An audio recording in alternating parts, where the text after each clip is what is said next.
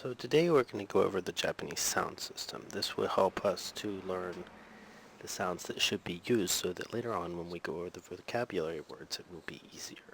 So the first thing we're going to do is start with some sample English words and the sounds that are used therein. That will help us to understand the sounds that are used in Japanese. Before we get started, it should be noted that most of the sounds that exist in Japanese either exist in English or are very close to sounds that exist in English. Japanese is not a difficult language as far as pronunciation goes. So we're going to start with some sample words in English and go over how the sounds are used in Japanese. So the first thing to note is that in Japanese there are actually 5 vowels, which might seem similar to English. However, in English there are 5 written vowels, but many spoken vowels. In Japanese that is not the case. There are actually only 5 vowels. So the first thing we want to do is go over a few words to see how things are actually pronounced.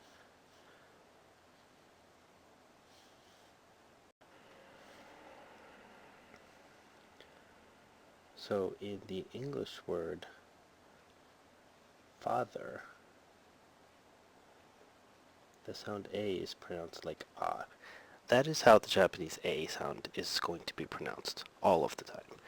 Now, you may know in English the word like fake, A sounds like A, in father it sounds like ah, and in other words it sounds like other things. However, in Japanese, the ah sound always sounds like ah. Okay, the next sound is the Japanese I.